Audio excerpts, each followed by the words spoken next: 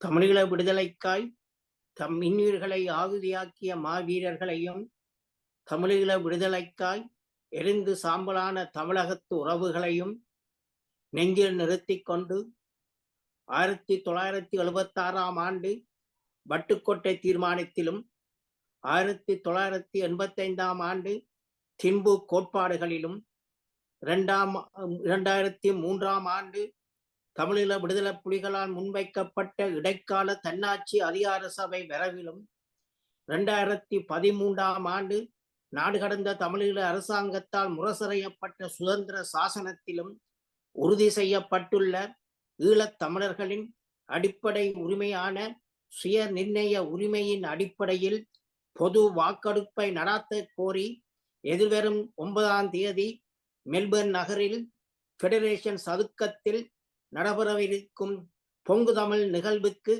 வாழ்த்துச் செய்தி வழங்குவதில் நான் பெருமிதமும் உற்சாகமும் அடைகின்றேன். சுயநிர்ணய உரிமை ஐக்கிய நாடுகள் சாசனத்திலும் சர்வதேச மனித குடியியல் உரிமை பிரகடனத்திலும் சர்வதேச பொருளாதார சமூக கலாச்சார பிரகடனத்திலும் உறுதி செய்யப்பட்டுள்ள ஒரு உரிமை. சர்வ சுயநிர்ணய உரிமைக்கான அங்கீகாரமே மற்றைய உரிமைகளை அனுபவிப்பதற்கு ஏதுவாக இருக்கும் என பொதுச்சபை தீர்மானம் ஒன்றில் கூறப்பட்டிருக்கின்றது. Recognition of the right to self-determination is a prerequisite for the enjoyment of all other rights. The right to self-determination is the mother of all other rights. தாய் உரிமை சுயநிர்ணய உரிமையே ஆகும். அந்த சுயநிர்ணய உரிமையின் அடிப்படையிலான பொது வாக்கெடுப்பு தான் எங்களுடைய தேசிய பிரச்சனைக்கு ஒரு தீர்வாக அமையும்.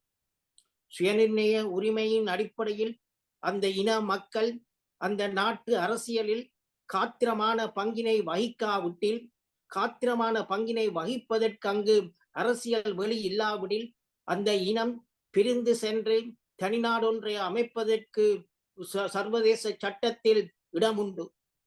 ஐக்கிய நாடுகள் பொதுச்சபை தீர்மானம் 2625 1970ஆம் ஆண்டு நிறைவேற்றப்பட்ட தீர்மானம் சுயநிர்ணய உரிமையின் மரபு வழி சட்டமாக கருதப்படுகின்ற அந்த தீர்மானத்தில் இந்த உரிமை, தனிநாடு அமைக்கும் உரிமை அங்கே உறுதி செய்யப்பட்டுள்ளது.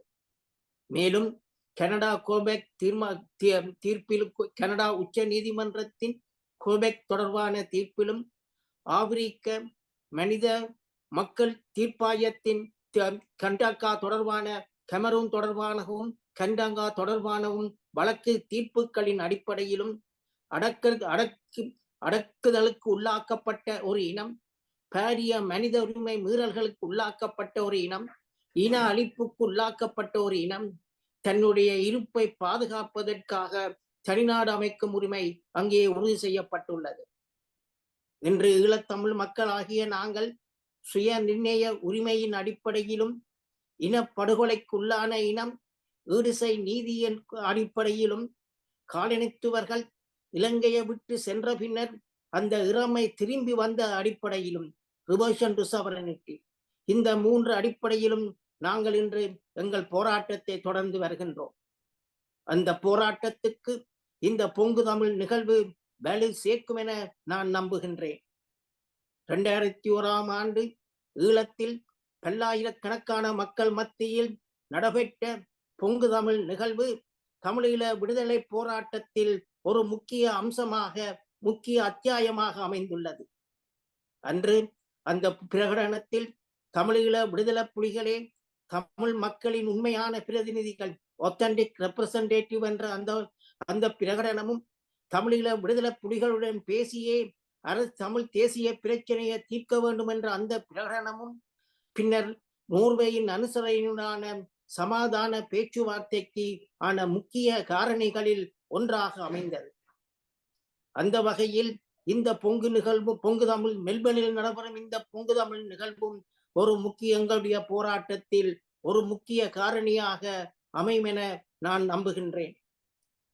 இன்று மெல்பர்ன் நகரில் நடைபெறும் இந்த பொங்கு தமிழ் நிகழ்வில் சுயநிர்ணய உரிமையின் அடிப்படையிலான பொது வாக்கெடுப்பு கோரி எங்கள் ஈழத்தமிழ் மக்களின் அரசியல் பெருவிருப்பை முன்னிறுத்தி நடைபெறும் இந்த பொங்கு தமிழ் நிகழ்வை தொடர்ந்து நாளை தமிழக ஈழத்திலும் தாயகத்திலும் தமிழகத்திலும் கனடாவிலும் ஐக்கிய ராச்சியத்திலும் ஐக்கிய அமெரிக்காவிலும் பிரான்சிலும் நெதர்லாந்திலும் தமிழர்கள் வாழ்கின்ற அத்தனை நாடுகளிலும் இந்த கோரிக்கை சுய நிர்ணய உரிமையின் அடிப்படையிலான பொது வாக்கெடுப்பே தமிழ் தேசிய பிரச்சினைக்கு தீர்வாக அமையும் என்ற அந்த பெருவிருப்பு எங்கும் சர்வதேச தளமெங்கும் சர்வதேச அரங்கெங்கும் பொங்கட்டும்.